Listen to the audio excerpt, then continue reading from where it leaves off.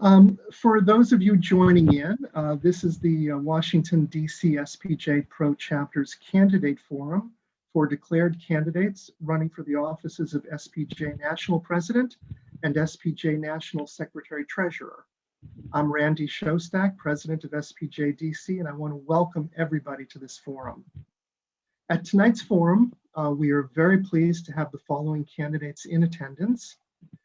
We have presidential candidates Claire Regan and Andrew Seaman, and Secretary Treasurer candidates Yvette Davila Richards and Danielle McLean. I don't see her yet. And Jonathan Make has indicated that he likely will not be able to attend this evening's forum due to a previously scheduled family obligation. More information about all of the candidates is available at the SPJ website, which we'll try to put into the chat box, but it's www.spj.org. There it is, it's in the chat, /elections-candidates.asp. There will be some additional information available on the SPJ DC website also for candidates who want to provide us with some information to populate on there. And that website address is spjdc.org. And I encourage you to look at these materials. Tonight's forum, which will last about a half hour, is being conducted through Zoom. It is on the record, it's being recorded. It will be available on the chapter's YouTube page, and it will also be distributed through other avenues. Speaking in alphabetical order, we are aiming for each candidate for president to have up to 8 minutes for an opening statement and to answer some questions. And we are aiming for each candidate for secretary treasurer to have up to 5 minutes for an opening statement and questions. We will try our best to keep times about even between candidates. Due to time constraints, we ask candidates to present brief opening statements so that provides time for questions and some discussion. We'll try to squeeze in as many questions as possible, and we ask that questions also be very brief if possible. If attendees have questions, please click on the Zoom raise your hand icon, and that would be the best way to get my attention. We realize also that this format, with this format, the same questions might not be asked to each candidate. So candidates should feel free to comment on any of the questions during their time period. With that, let me get the clock going, and it is my pleasure to begin the presidential candidates presentation, starting with Claire Regan. The floor is yours, Claire. Oh, thanks, Randy. Hi, everyone, and thank you for this opportunity to get together tonight to share campaign ideas and connect with our voters. It's an honor and a privilege to be considered for this key position. The DC chapter will be front and center in the coming year as we prepare for the SPJ 22 convention, which will be held in your great city. Everyone is looking forward to being reunited in person and maybe even enjoying a big group hug. The president-elect is chair of the planning committee for that year's convention. So I do hope I get the chance to work with you in that role. I served on the committee for this year's conference, which opens a week from today. My grassroots involvement with SPJ goes back about 25 years when I joined my New York City chapter, the Deadline Club. I attended the group's annual dinner, and I was so inspired by President Betsy Ashton's professionalism and polish that I ran up to her at the dais and asked, how do I get involved? So ever since then, SPJ and the Deadline Club have been a centerpiece in my life. I just finished 3 years as chapter president, and now I'm serving on the national board. I've also planned 2 regional conferences in New York and Philadelphia. As for my career, I've spent most of it with my hometown newspaper, the Staten Island Advance, as a newsroom manager, directing coverage of breaking news and supervising the internship program. I'm also an assistant professor of journalism at my alma mater, Wagner College, here on Staten Island, and faculty advisor to the student newspaper. It's always been my goal to seek opportunities that strengthen my journalism beyond the newsroom and the classroom. That challenged me and pushed me out of my comfort zone. I studied ethics for a year on a fellowship at the Poynter Institute. It wasn't easy, but I know it made me a better journalist. I'm a trainer with the Power Shift Project. out of the Freedom Forum. It's an initiative that grew out of the Me Too movement and addresses discrimination and harassment in the newsroom. I know from experience how important it is to create a workplace full of opportunity. I'm eager to expand my role with SPJ and put all of this experience to work for you, for the members of SPJ. I'm ready to hit the ground running, and here are just a few of my ideas.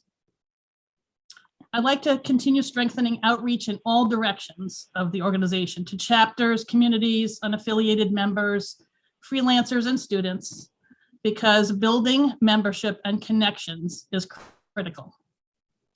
During the pandemic, we've learned how to come together virtually like tonight. Let's continue using this tool to make chapter programs available to all members across state lines to encourage chapters to collaborate.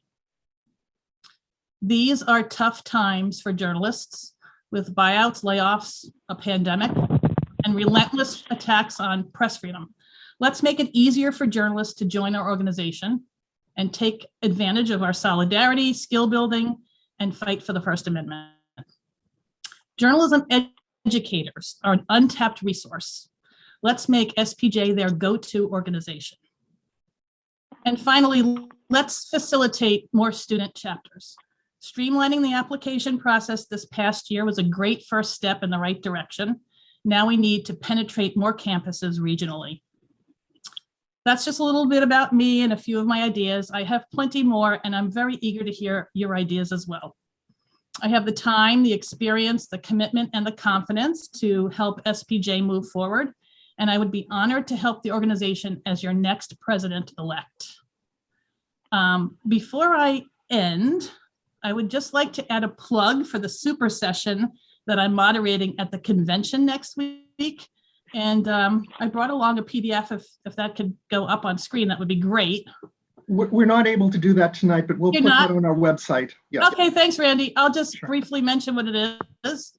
It's to commemorate the 20th anniversary of 9/11, the attacks of 9/11. And since our conference is right at the beginning of September, I thought it was appropriate and important to acknowledge the brave, courageous journalists who worked that day and some who were injured. I'll be welcoming two panelists. One is Richard Drew from the Associated Press, who took the famous photograph, The Falling Man. Oh.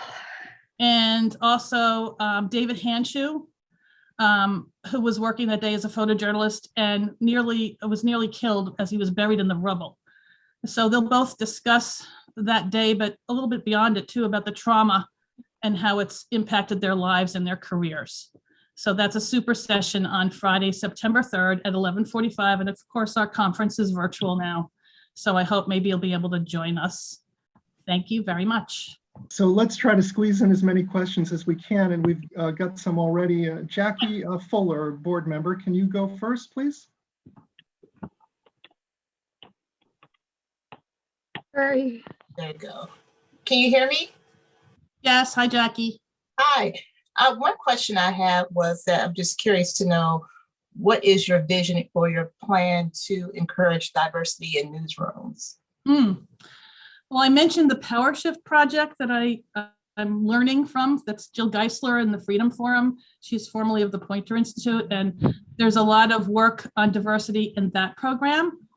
And just in our organization itself, at SPJ National, the diversity is exciting. We have the first woman of color about to take the office of president, and I would be very excited to work with her and continue expanding that diversity in our board and working downwards as well, chapter leaders. Next question goes to board member Catherine Foxhall. Hi, Catherine. Hi, how are you? Good. I don't know whether you know about our work on the what we call the PIO issue, but it is in essence controls that keep reporters from speaking to people without going through public affairs offices, and other controls, including keeping reporters out of buildings, etc. Do you have any thoughts on those issues? Do you have any frustrations on those issues? Well, of course, anytime a reporter is blocked from gathering information, doing their job, of course, that raises a flag for me. And that's where SPJ can step in, and your good work on the Freedom of Information Committee. Is that correct? The committee that you do your work on? Yes.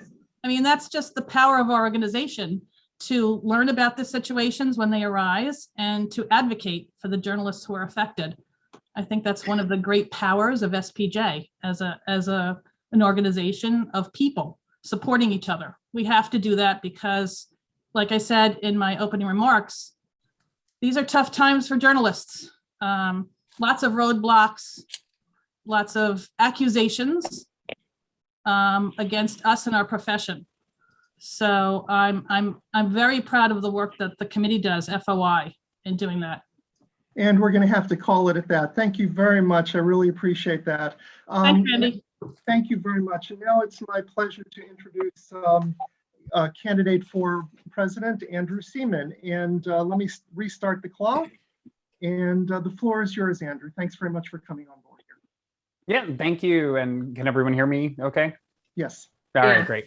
Well, thank you all for having me, and thank you, Randy, for setting this all up. And it's so nice to see so many familiar faces. It was a decade ago now. I'm dating myself, but actually a lot of my formative SPJ years was spent at the SPJ Pro chapter or a DC Pro chapter because I did a lot of internships in DC, and I was sort of the little intern who wouldn't go away. So I always got to hang out in the back room of the press club with everyone, and Bill, Bob, and I know I've run into Kathleen a few times, and so it's wonderful to see you all. And obviously, Catherine, we've talked quite a bit over the years about PIO.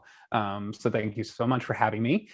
For those of you who don't know me, my name is Andrew Seaman, and I'm here to ask for your vote for me as president-elect of SPJ. And it's my belief that together we can really grow SPJ into an incredible powerhouse. And, you know, a little bit about me is that I, like I said, worked in DC on and off for a while as an intern. And then I came to DC right out of grad school to work for Reuters for covering the Affordable Care Act and also the White House on weekends, because that's obviously how you get your feet wet when you're new. They make you work the weekends there. And then after that, I moved back to New York, where I became the senior medical reporter for Reuters, and I stayed in that position for about 6 years. And then I became the digital editor overseeing their social media and digital strategy. And after that, I went to LinkedIn. So a lot of people don't know this, but LinkedIn actually has a team of more than 75 journalists around the world, because about 11 years ago, the CEO at the time had this crazy and actually brilliant idea that putting journalists who were independent into the mix of a social platform would actually create an amazing environment. And it's common sense really to think about, you know, a journalist in the mix really creates conversations and can help conversations along. So they did that 11 years ago, and now we have this giant team, and we're producing local content and local languages, more than a dozen local languages. I think we're up to 15 now. So that's what I do. I cover job searches, careers, the labor market, and that's my day-to-day work. With SPJ, I was most notably the ethics chairperson for 4 years. I think I was probably best known for not taking any prisoners, and I'm pretty sure I ended up closing some career prospects because of that. And then my work earned me the Wells Key in 2018, which is SPJ's highest honor.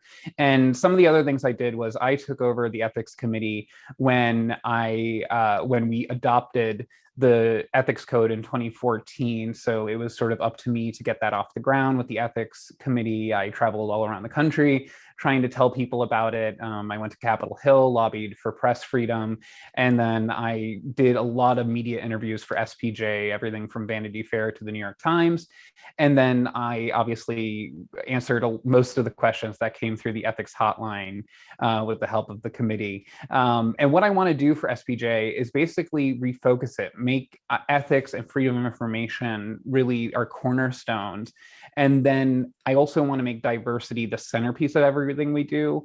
So I don't just want diversity to be a committee. I want it to really be baked into everything. So when it comes to ethics, when it comes to FOI, I want us to really take an approach that says, hey, listen, how do we right the wrongs that we have sort of witnessed and have been baked into the system over the years?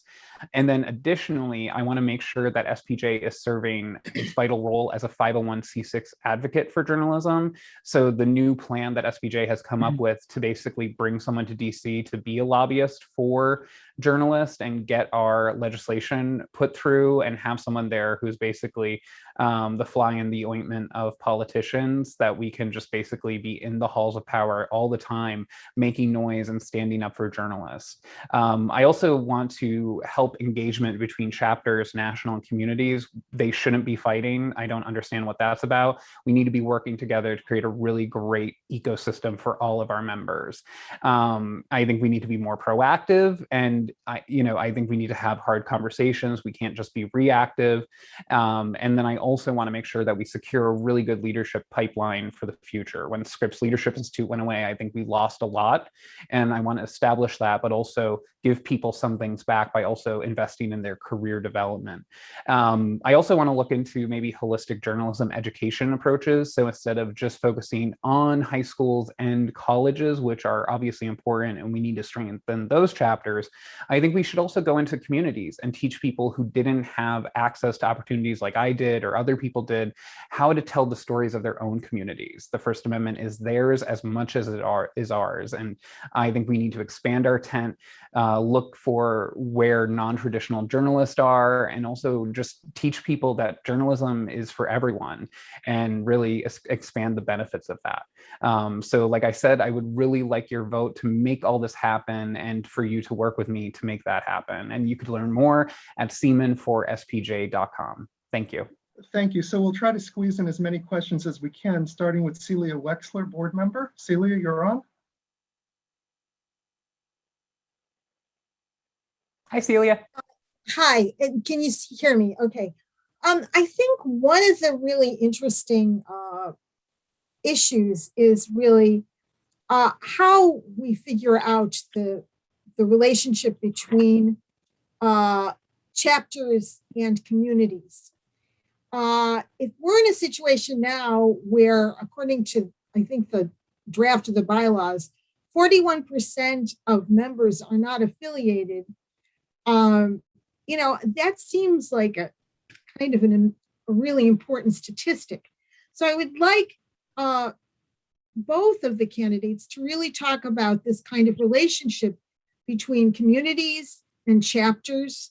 And is there a way for both of them to flourish in the future? Or, does one have to decline as the other one gets more vibrant and involves more people? I think it's communities are great, chapters are great.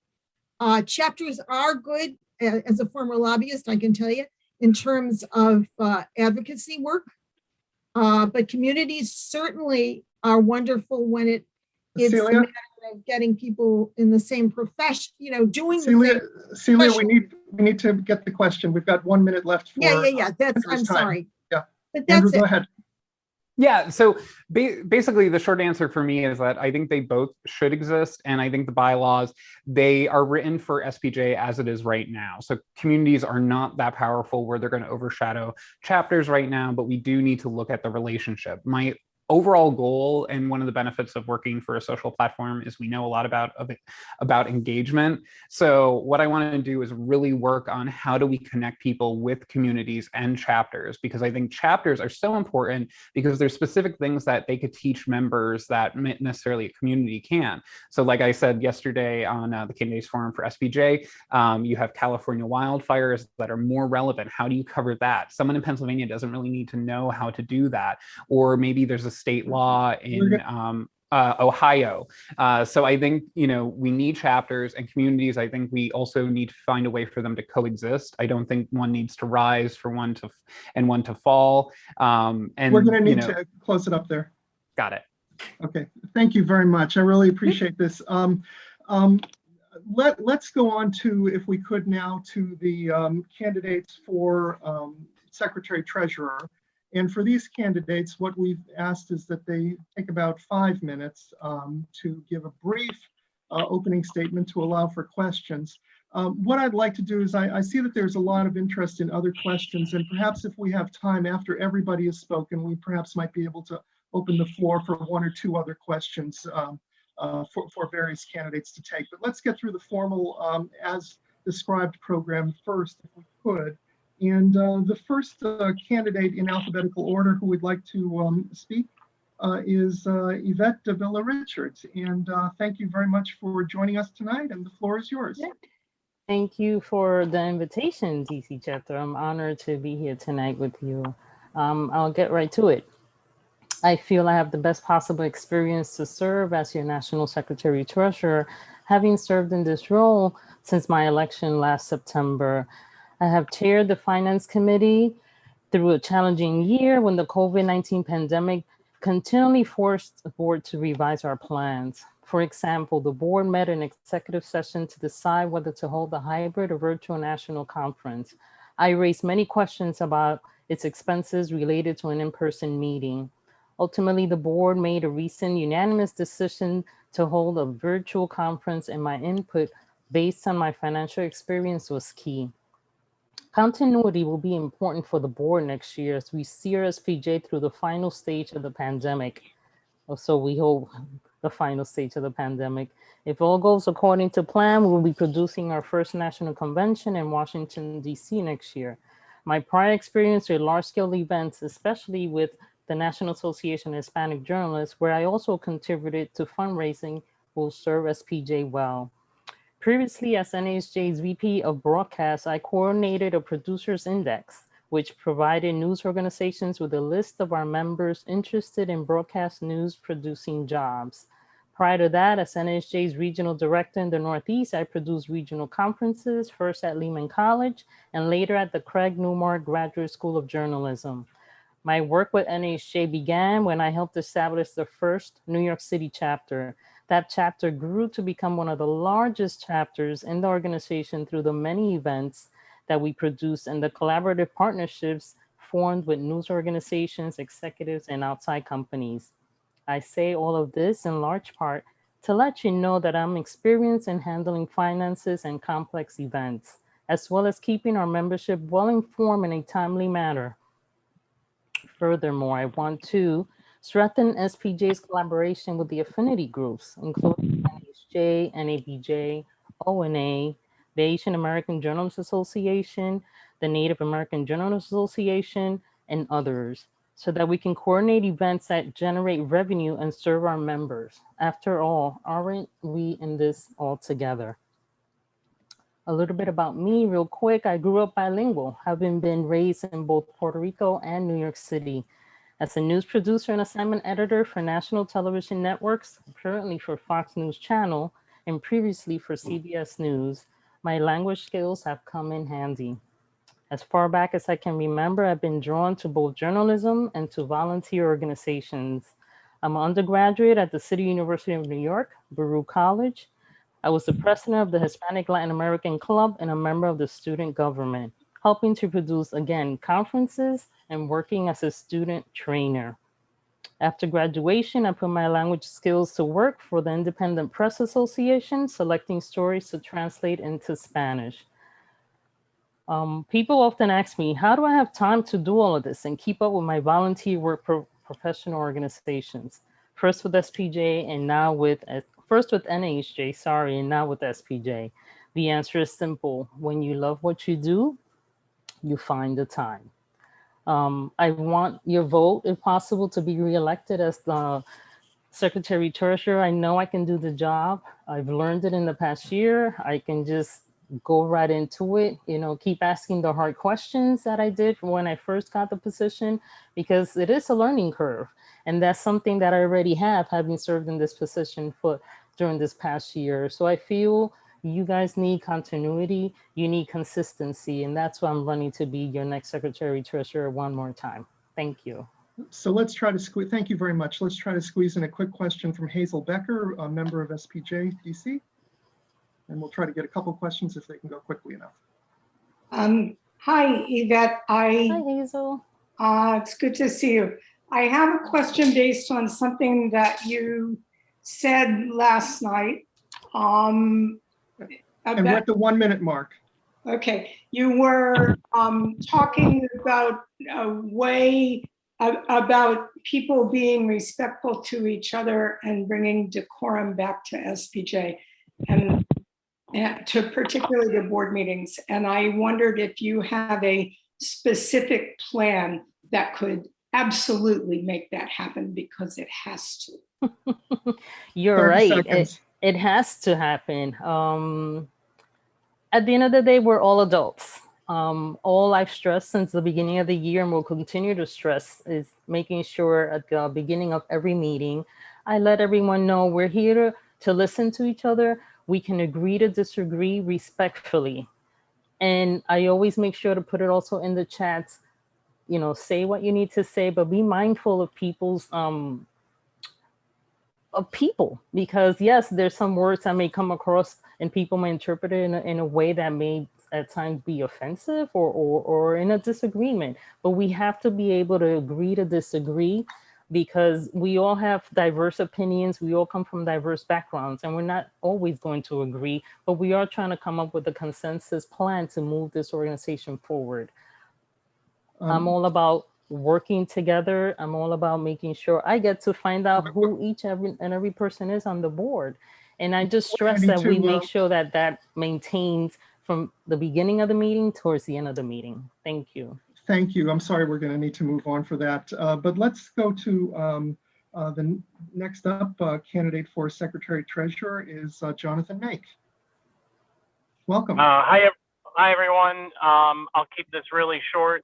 You can find out lots of information on everyone, including me, by going to SPJ Election Central. If you just type that into your browser, you can find it. I encourage you to do that. You know, folks know I've been on the local board here for many, many years. A couple years ago, when there were some issues at headquarters, I started a grassroots group that is now up to close to 100 chapter leaders and regional leaders and others from across the country. And we have been successful in pushing the board towards more transparency, in getting the headquarters to pay chapters tens of thousands of dollars, I believe, that in past owed dues and other things like that. You know, we have a great pool of candidates, so it's pretty hard to go wrong. If I do end up, you know, being elected for Secretary Treasurer, my main thing is really being open to member feedback. I'd like to see Ask Me Anything type events on social media with some periodicity, perhaps every month, perhaps a couple times a month, where, you know, SPJ leaders would be hearing from members about their questions and what it is they are seeking. And also, and I think this goes to diversity as well. Obviously, I'm not myself, don't really bring very much diversity to this. But what we need to do as an organization, regardless of who's on the board, is to really be yes in terms of trying new things, having more events about healthcare, self-care for journalists, physical safety, health safety during the coronavirus, and also for those who are from disadvantaged backgrounds. You know, how can you succeed in journalism? But basically, we need to really be open to, you know, more communities and kind of, if someone comes up with an idea, let's try and support them with it. And I look forward to your questions. And I hope we'll spend time afterwards so folks can continue to ask. Jonathan, thank you. So let's jump into the questions. Deanne Divis, Vice President of SPJ DC, you're next. Yeah, hi. One of the things I'm interested in is what you would be able to do, what you're interested in pursuing to improve the financial resilience of SPJ. Yeah, fortunately, far smarter people have taken care of that, and or at least have things underway. And I think, as Andrew mentioned, you know, SPJ is certainly trying to hire a development person who will be, and actually, I guess Andrew mentioned the lobbyist, but in any case, SPJ is trying to hire a staff development person you know, my understanding of that job is that that would be a raising money position through alliances like the successful ones we've had for training with Google and Facebook, perhaps sponsorships. You know, we've had Scripps, obviously, the Scripps Howard Foundation has paid for the training. So I think more of that. I also think that when we have a better process on the national board, that allows better decisions to be made. And, you know, that we almost unfortunately forfeited, you know, a significant chunk of money regarding the convention. Fortunately, the right decision was made where initially it's going to be hybrid and now it's going to be virtual only. Thank you. Okay, next question goes to Board Member Selma Kanisi. SPJ certainly has had its ups and downs. So under your leadership, what would you do to make SPJ a better functioning organization? Yeah, wow. We have definitely had our ups and downs. You know, one thing I was thinking of as another one of the folks here was answering a question is we should really do a board type of retreat. It's a little harder now, but our local board most years has had a kind of retreat at the beginning of the year. And, you know, often they've been in my office. So I think that having a national board do that could only help. You know, it's a tricky problem because these are folks who are doing it on a volunteer basis who have very different ideas, but I think ultimately kind of getting more member feedback and doing more things along the lines of what members are wanting. We haven't always seen that with the board, or frankly, even sometimes with staff in the past under, you know, past leadership. Okay, wonderful. We're just about at the 5-minute mark, so let's go to welcoming the next candidate for Secretary Treasurer, Danielle McLean. And let me reset the stopwatch, and the floor is yours. Hi, thank you so much. It's such a pleasure taking part of this forum, and I just want to thank you all for inviting me. When I was chair of the Freedom of Information Committee, I had the opportunity to work closely with many members of this chapter on a project that was very near and dear to my heart. A couple years ago, government whistleblowers were under attack. I decided the committee should focus its efforts that year at standing up for whistleblowers who are so crucial to our mission of holding those in power in account. We're among the only journalism organizations that took a hard stance at supporting them. Our committee joined up with the Government Accountability Project and several other whistleblower advocacy groups to create what is known as the Whistleblower Project. The Whistleblower Project contained nearly 24 pieces of content telling the stories of whistleblowers, explaining why they're so crucial to democracy, and the ways we can better protect them.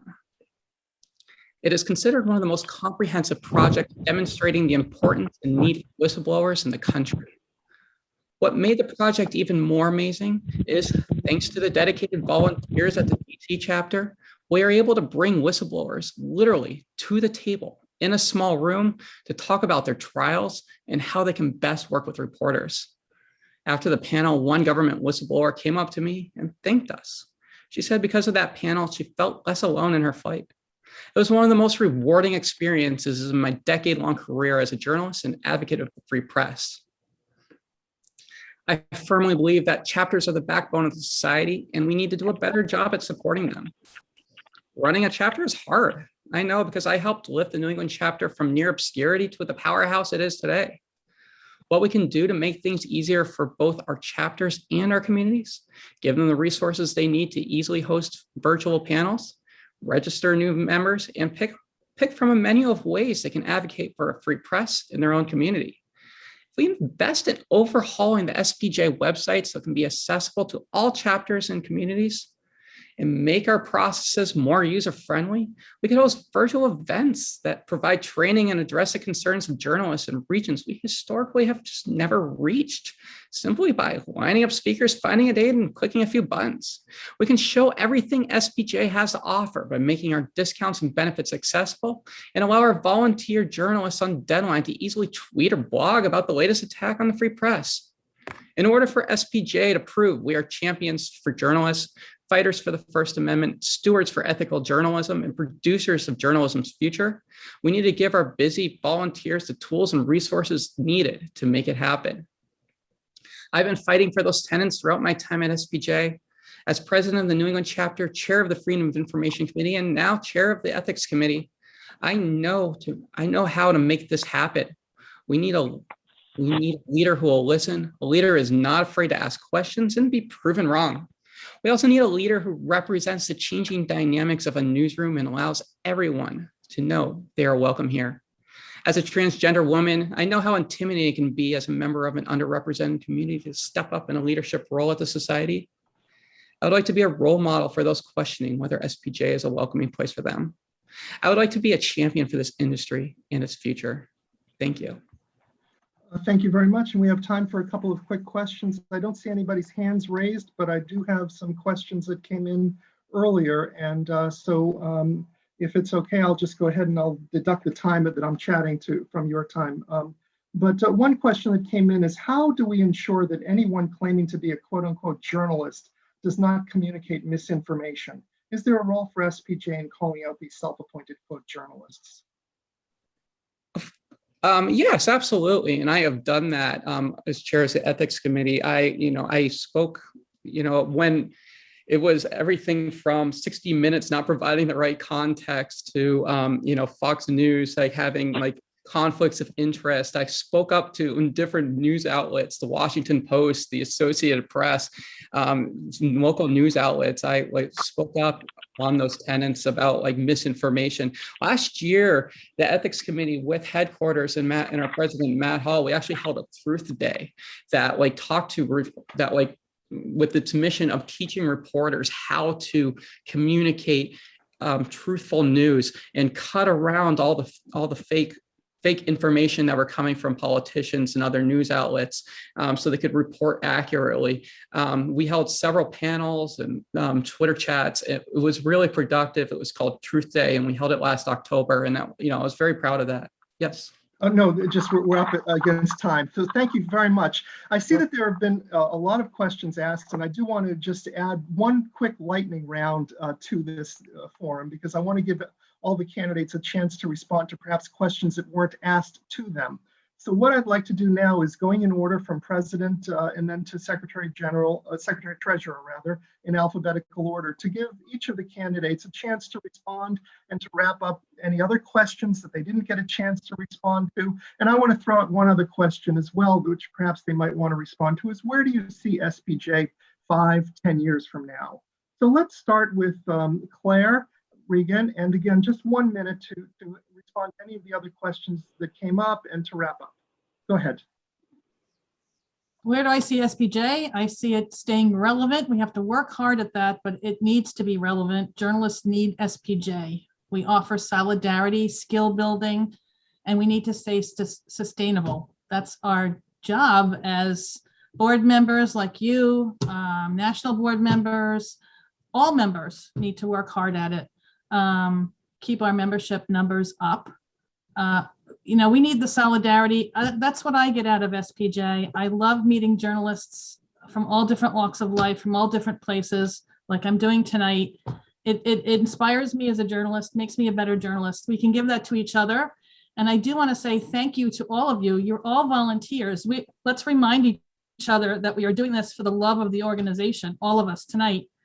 And that really brings the civility issue into play. We need to respect each other. We're all doing this out of the generosity of our hearts because we love the organization that we're a member of.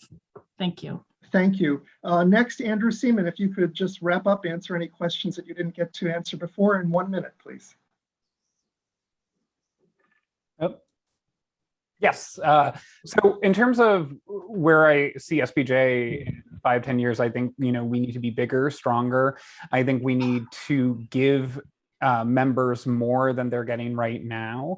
So that could be career development, that could be help when things get too overwhelming, as they often do for journalists. And then we also need to be more focused. We need to also represent the communities that we serve. So we can't just keep doing the same thing over and over and expecting different results. We need to go out there. We need to be bold. We need to be proactive. We need to take a leading edge. We can't just be this sort of organization that goes from issue to issue. depending from year to year. So I really want to help SPJ get its act together really in a way so it's stronger, bigger, and helping journalism, and also just being that voice that's out there. So that's really what I see SPJ over the next few years, because that'll carry us into the future and for years to come.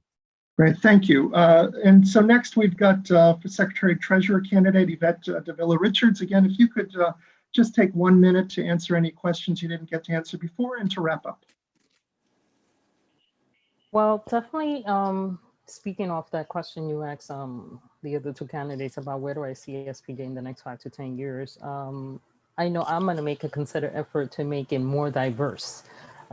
Being Latina, Latinx, one of my goals has been to bring many more members, not just of the Latin community, but the Black and Brown, the LGBTQ community. We all have such a rich history, some skills that we all could learn from, and SPJ I know will grow exponentially with diversity. I also see SPJ being definitely more relevant, definitely known out there as the key organization to become a member of. We know from ONA how their technology is based, how their conventions draw thousands of people. That's how I'm going to work to make sure that SPJ also grows as well, making sure that our student chapters grow, that we have more chapters at the HBCU universities, making sure that we also go to the local level universities. I attended Baruch College. That's not an Ivy League school, but yet I got to find out that I can have an NASJ chapter. So we can have an SPJ chapter there as well. So go to the local universities, not just the Ivy League ones, and make sure that we promote social SPJ on social media. We're going to need to wrap people up. get to know more about it. Thank you. Thank you very much. And next we go to Secretary Treasurer candidate Jonathan Make for a 1 minute wrap up and to answer any questions you may not have had a chance to get to before. Yeah, I mean, I think where we're going to be as an organization in the future is dependent on what we're doing now. I think we have a pretty solid strategic plan, which I think really emphasizes doing the things that we're good at: ethics, awards, lobbying, which I think we'll probably get better at with time and having a staffer. But I do think we need to continue to be open to new ideas and probably even more ideas and doing things in new ways. A lot of folks have said that this pandemic, while it's really horrible, gives us an opportunity to do a wider array of events that are not geographically based. The international community, for one, has done a great job doing that even before the pandemic. And I think we as an organization could do a lot better at that. And, we're going to have a chance with the convention next week. So thanks. Great, thank you very much. And finally, just to wrap up, Secretary Treasurer candidate Danielle McClain, if you could just take a minute again to answer any questions you may not have had a chance to do and to wrap up for us for 1 minute. No, thank you so much. I really appreciate the opportunity. I think, in 5 years, I see SPJ, all of our community members, our chapter members, and our national boards and committees doing a better job and just doing more to be champions for journalists, fighters for the First Amendment, stewards of ethical journalism, and producers of journalism's future.